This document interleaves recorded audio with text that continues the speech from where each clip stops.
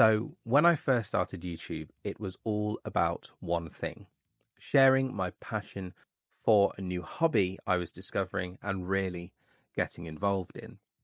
3 years and 162 videos later, that'll be 163 by the time this one is released. I think I've barely scratched the surface of what watches I like, what is out there to review. And during this time, well, I've actually built a pretty amazing community of individuals with you guys. I know I don't have a large subscriber base, but I'm so proud of the community of awkward horology nerds who teach me something new about watches every day. And I hope to teach you a little something in return. Now, recently, I've been thinking more and more about the type of content I want to do.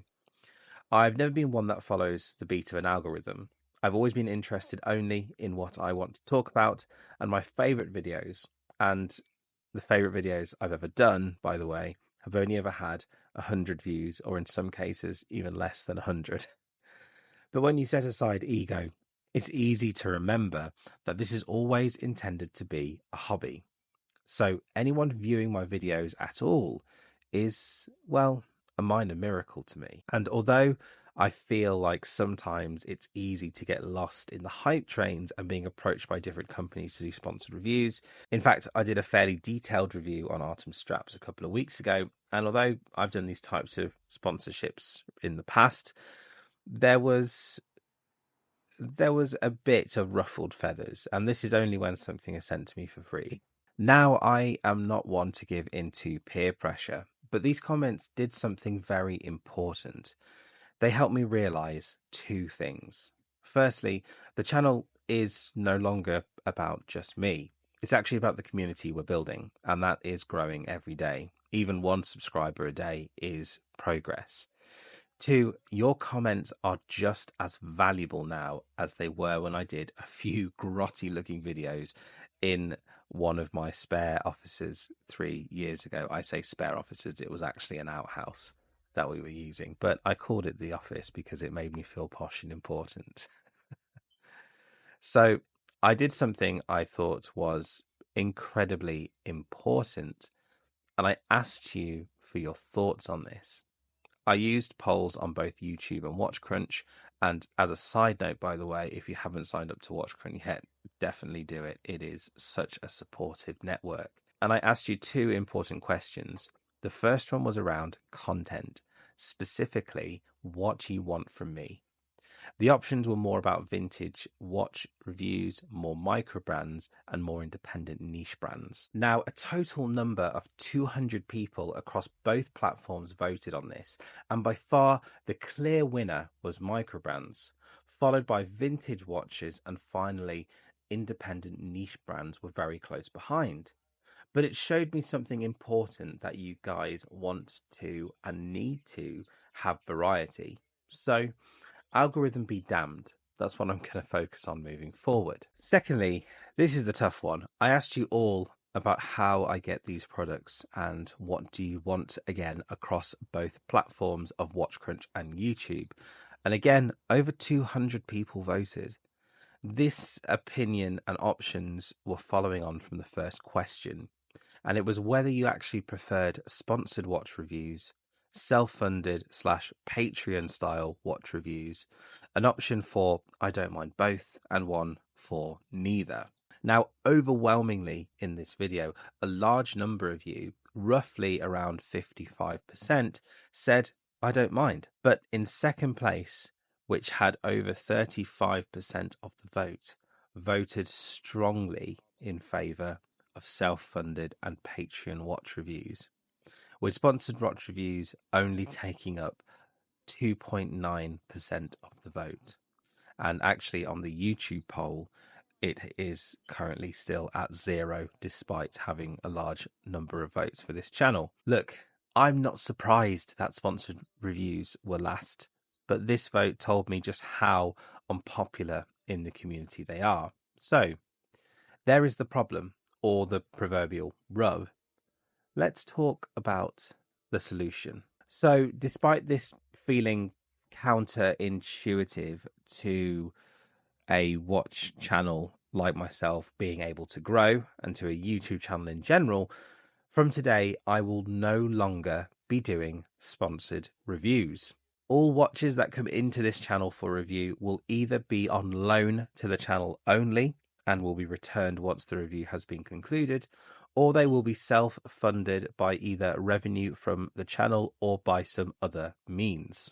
This will allow me to actually review the watches that I have interest in, and it will also allow you as the viewer to know that my opinion is being 100% unfiltered, awkward horology opinions. Now, no sponsored reviews means a couple of things on this channel will change dramatically.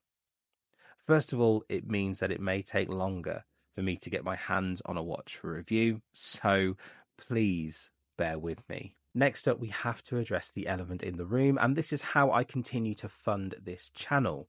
This is a hobby after all, but it's still important for me to be able to make it financially viable. Well, there are a few ways, but let me tell you the current two left on the table. First up is YouTube views. This is in flux all the time, but typically this channel can make anything from between £60 to £100 per month at the moment. Last month was actually a particularly slow month. I think January is in general, and I only made around £35 from views. Next up is affiliate links, which I'm still going to include as a source of income. This way I can be impartial and still keep the channel going. Currently, I have agreements with AliExpress, eBay and Amazon, which, to be honest with you, the eBay one, I don't use that often. And now I've also become an affiliate of Dura Watches, an authorized UK dealer that I personally have bought a few watches from in the past. And I'm also now an affiliate of Joma Shop in the US.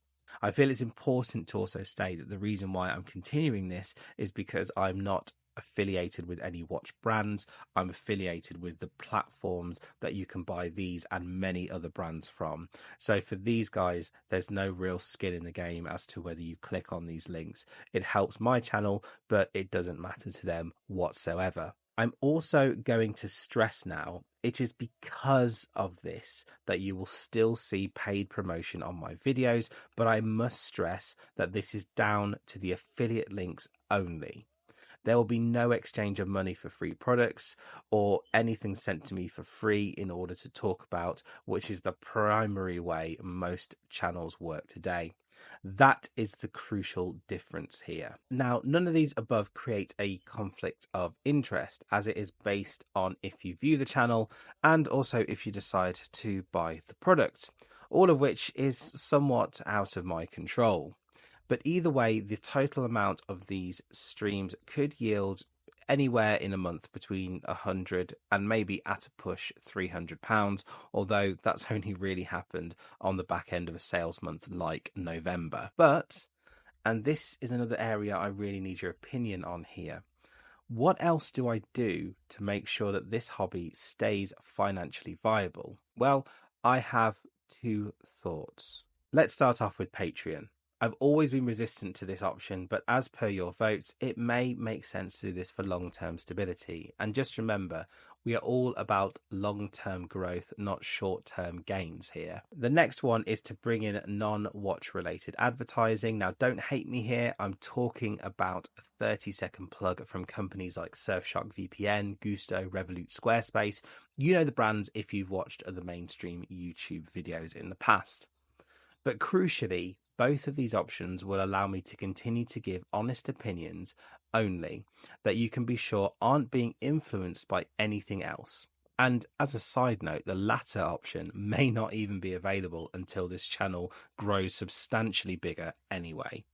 But if you are a business interested in collaborating, feel free to reach out. So finally, just to recap on the message from today's video, and I'm sorry it's not the usual stuff from me, but I think it just needed to be said.